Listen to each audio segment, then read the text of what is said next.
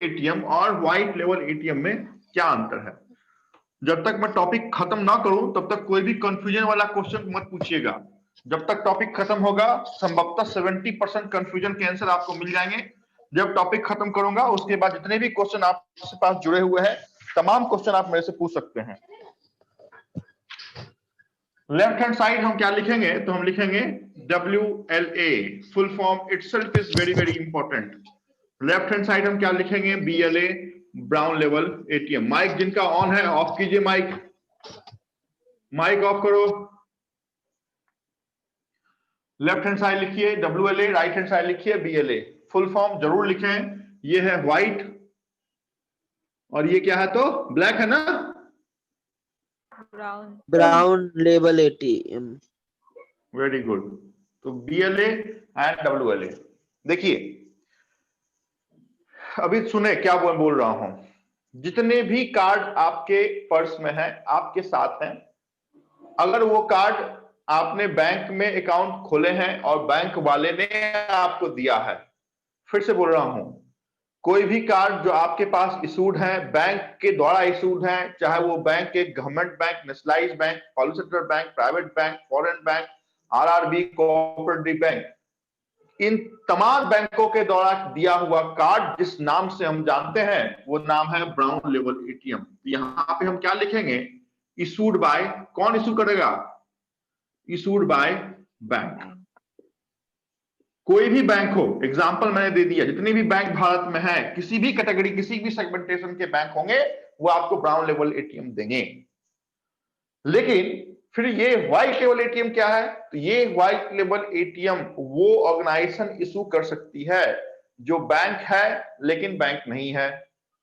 फिर से बोल रहा हूं, बैंक है लेकिन बैंक नहीं है। इसका मतलब क्या है, तो व्हाइट लेवल एटीएम सिर्फ और सिर्फ वही इशू करेगा जो NBFCs है। The full form of NBFC is non banking, क्या लिखूं आगे, फाइनेंशियल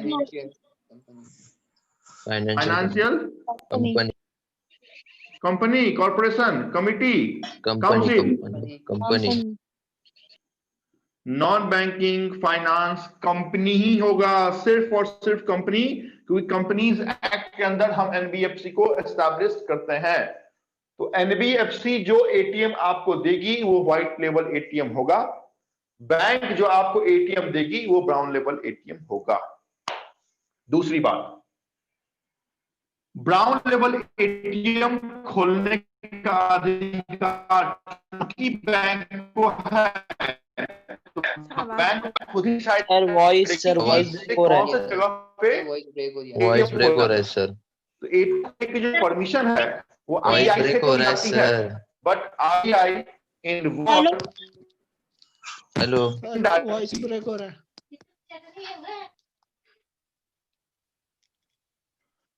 आवाज नहीं आ रही क्या सर? ब्रेक हो रहा है सर स्टार्टिंग से। सर कुछ भी नहीं सुना सर, ब्रेक हो गया।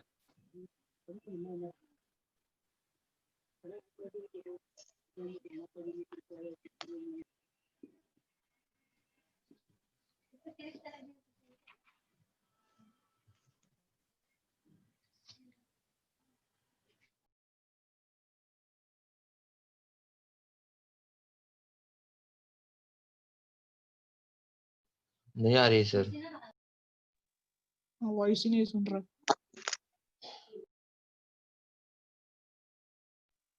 नहीं आ रही आवाज सर, नहीं आ रही सर आवाज। बाबा अभी आई।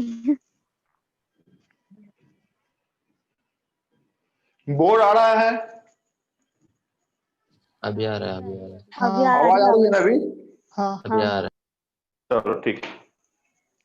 मैं क्या बोल रहा हूं, मैं बोल रहा हूं कि ब्राउन लेवल एटीएम खोलने का अधिकार चूंकि बैंक को है, बट बैंक को RBI को ये बताना पड़ता है कि उन्होंने ये एटीएम खोला है, तो RBI का डायरेक्ट कोई हस्तक्षेप नहीं है। इस कारण से RBI तो इन्वॉल्व होगी, लेकिन कैसे इन्वॉल्व होगी, तो इनडायरेक्टली इन्वॉल्व होगी।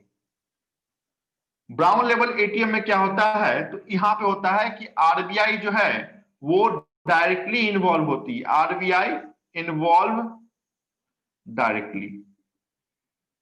आवाज आ रही है ना? Yes sir. Yes sir. हाँ, तो जो व्हाइट टेबल एटीएम है, क्योंकि बैंक रेगुलेट कौन करता है?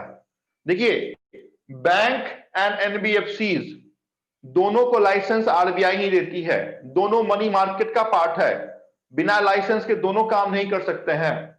लेकिन बैंक जब एटीएम ओपन करेगी तो इनडायरेक्टली आरबीआई उसमें इन्वॉल्व होती है, क्योंकि बैंक बताती है कि हमने ये एटीएम खोल दिया है भाई साहब। लेकिन जो एनबीएफसीज है वो पहले परमिशन लेगी आरबीआई से कि मुझे इस जगह पे एटीएम खोलना है, फिर परमिशन मिलेगा, फिर वो एटीएम खो सकती है। इस कारण से जो व्हाइट टेबल एटीएम्स हैं उसमें आरबीआई डायरेक्ट इन्वॉल्व होगी। क्लियर यहां तक?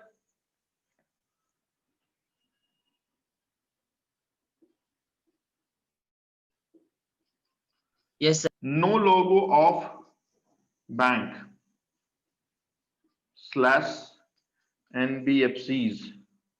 आवाज आ रही है ना? Yes sir. Logo of bank exist. यहां पे आपको कोई भी बैंक का लोगो नहीं मिलेगा, है ना? यहां पे सिर्फ लिखा रहेगा so and so white table ATM. यहां पे चूंकि बैंक हो गई, इस कारण से स्टेट बैंक है, एचडीएफसी बैंक है, उनकी लोगो आपको उस एटीएम पे दिखेगी। चौथी जो बात है कि फर्स्ट एनबीएफसी कौन सी थी, तो टाटा कम्युनिकेशन।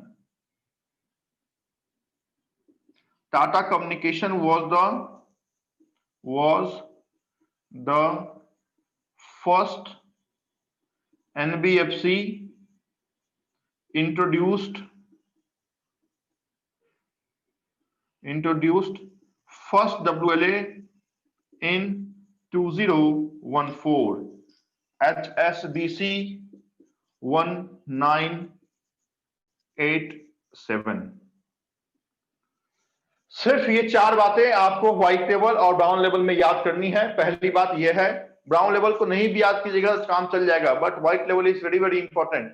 पहली बड़ी बात यही इंपॉर्टेंट है कि व्हाइट लेवल एटीएम कौन इशू करेगा, तो ऑलवेज एंड ऑलवेज एनबीएफसी। दूसरी बात कि आरबीआई इन्वॉल्व होगी, लेकिन डायरेक्ट इन्वॉल्व होगी। तीसरी बात, किसी भी बैंक, किसी भी ऑर्गेनाइजेशन, कोई भी लोगो यहाँ पे एग्जिस्ट नहीं करेगा।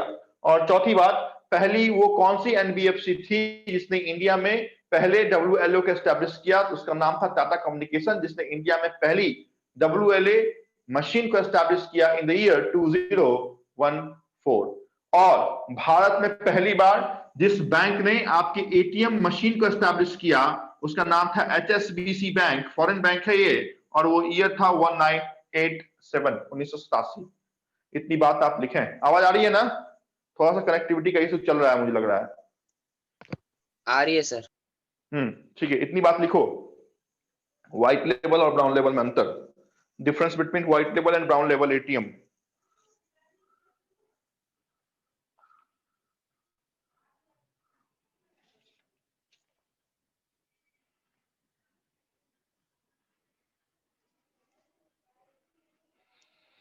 ये है व्हाइट लेवल, ये है brown level. Generally brown level से कभी भी क्वेश्चन नहीं पूछा गया है, हमेशा क्वेश्चन व्हाइट लेवल से ही पूछा गया है। एक और फैक्ट मैं मिस कर रहा हूं संभवतः, एफडीआई व्हाइट लेवल एटीएम में 100% है। एफडीआई लिखिएगा, बहुत इंपॉर्टेंट है। व्हाइट लेवल एटीएम में कितने परसेंट?